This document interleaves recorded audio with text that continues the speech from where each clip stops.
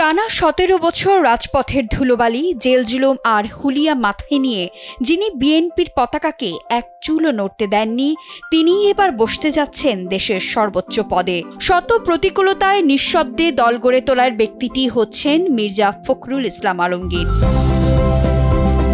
বিরোধী দলের কঠিন দিনগুলোতে মির্জা ফখরুল ছিলেন এক বিশ্বস্ত কাণ্ডারি। বেগম খালেদা জিয়ার কারাবাস এবং তারেক রহমানের দীর্ঘ প্রবাস জীবনের প্রতিকূল সময়ে শত নির্যাতনের মুখেও তিনি দলকে রেখেছেন সুসংগঠিত।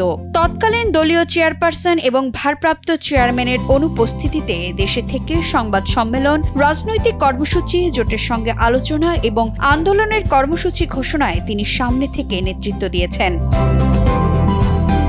বিএনপির আন্দোলনের বিভিন্ন পর্যায়ে তার বক্তব্য ও রাজনৈতিক অবস্থান দলটির প্রধান রাজনৈতিক বার্তা হিসেবে সামনে এসেছে।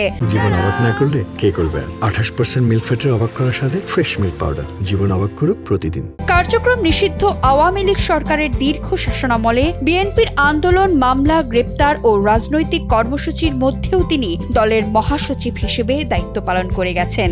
রাজনৈতিক জীবনে প্রায় শতাধিক মামলা আর বারংবার কারাবাস। 2022 সালের ডিসেম্বরে নয়াপল্টনের সংঘর্ষের পর গ্রেপ্তার হওয়া, যার অন্যতম উদাহরণ মির্জা ফখরুল। রিমান্ড আর শারীরিক অসুস্থতাকে তুচ্ছ করে তিনি প্রমাণ করেছেন নেতৃত্বের চরম নিষ্ঠা।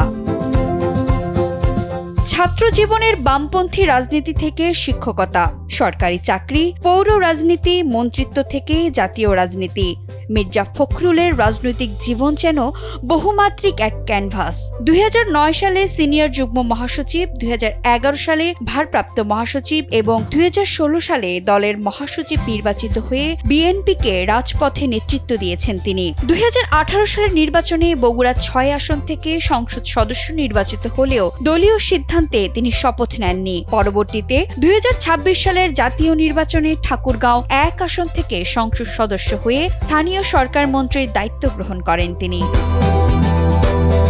তার রাজনৈতিক জীবনের এই দীর্ঘ সময়ের অন্যতম বৈশিষ্ট্য হল, কেন্দ্রীয় নেতৃত্বে থাকলেও তিনি দীর্ঘদিন ধরে দলীয় রাজনীতিতে নিজেকে মাঠের নেতা হিসেবে উপস্থাপন করেছেন। মির্জা ফখরুল ইসলাম আলমগীরের রাজনৈতিক জীবন তাই এক সরল রেখায় এগোয়নি। সব জল্পনা কল্পনার অবসান ঘটিয়ে 2026 সালের 13ই আগস্ট বৃহস্পতিবার মির্জা ফখরুলকে রাষ্ট্রপতির প্রার্থী হিসেবে চূড়ান্ত অনুমোদন দেয় বিএনপি। প্রধানমন্ত্রীর আনুষ্ঠানিক ঘোষণার পরপরই নির্বাচন কমিশনে তার মনোনয়নপত্র জমা দেওয়া হয়। একই সাথে তিনি দলের দীর্ঘদিনের মহাসচিবের পদ থেকে ইস্তফা দিয়ে দৃষ্টান্ত স্থাপন করেছেন। আগামী 20 আগস্ট অনুষ্ঠিত হতে যাওয়া নির্বাচনে জয়ী হলে তিনি দেশের 23তম রাষ্ট্রপতি হিসেবে দায়িত্ব গ্রহণ করবেন। রাজপথের পিচঢালা সড়ক থেকে বঙ্গভবনের এই ঐতিহাসিক সফর যেন মির্জা ফখরুলের দীর্ঘ রাজনৈতিক যাত্রায় সবচেয়ে বড় সাংবিধানিক দায়িত্বের সম্ভাবনা তৈরি করেছে।